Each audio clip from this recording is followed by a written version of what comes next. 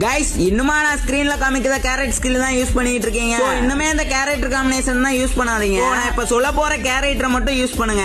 PR இருந்தாலும் சரி, CSR இருந்தாலும் சரி, இது ஒரு தரமான காம்பினேஷனா இருக்கும். அதெல்லாம் அப்படி என்னன்னு பாக்குறதுக்கு முன்னாடி யாராவது நம்ம பேஜை ஃபாலோ பண்ணாம இருந்தீங்கன்னா அப்படியே ஃபாலோ பண்ணிட்டு அப்படியே யூடியூப்ல பாக்குறவங்க ஒரு சப்ஸ்கிரைப் மட்டும் பண்ணி வச்சுக்கோங்க. ஃபர்ஸ்ட் எடுத்ததும் நம்ம ஐரிஸ் கேரக்டரை செலக்ட் பண்ணிக்கோங்க. 3 குளோலுக்கு பின்னாடி உள்ள எனிமியா காமிச்சு கொடுக்கறது மட்டும் இல்லாம ஈஸியா அட்டாக் எடுக்கும், ஹெல்ப்ஃபுல்லா இருக்கும். அடுத்ததா பாத்தீங்கன்னா நம்ம தலைமை மாரோவை செலக்ட் பண்ணிக்கோங்க. நம்ம தலைவனை யூஸ் பண்ற மூலமா லாங்ல உள்ள எனிமிக்கு பாத்தீங்கன்னா ஹையஸ்ட் டேமேஜ் கொடுக்கலாம். சோ அதனால நம்ம தலைவனை யூஸ் பண்ணுங்க, ஹெல்ப்ஃபுல்லா இருக்கும். அடுத்தது நம்ம சப்போர்ட்டுக்கு பாலோமா கேரக்டர் யூஸ் பண்ணுங்க. சோ இந்த கேரக்டர் யூஸ் பண்ணும்போது நீங்க ஏதாவது ஒரு குளோவால உடைச்சிட்டா போதும், அடுத்த 10 செகண்ட் பாத்தீங்கன்னா உங்களோட கன்னோட அக்யூரசி பாத்தீங்கன்னா இன்க்ரீஸ் ஆகும். அடுத்ததா டசா கேரக்டர் செலக்ட் பண்ணிக்கோங்க. இவங்களை யூஸ் பண்ணும்போது நீங்க ஏதாவது ஒரு எனிமியை டவுன் வச்சிட்டா போதும், உங்களுக்கு rate of fire and movement speed ரெண்டுமே பாத்தீங்கன்னா இன்க்ரீஸ் பண்ணி கொடுப்பாங்க. பிஎஸ்எஸ் அண்ட் ஏவிடபிள்யூ இந்த மாதிரி கண்ணை வச்சு எனிமியை பொளந்து கட்டலாம் இந்த காம்பினேஷன் யூஸ் பண்ணும்போது. நாளைக்கு பாத்தீங்கன்னா விநாயகர் சதுர்த்தி, எத்தனை பேர் சாமி விடுவீங்கன்னு மறக்காம கமெண்ட் பண்ணிட்டு போயிருங்க.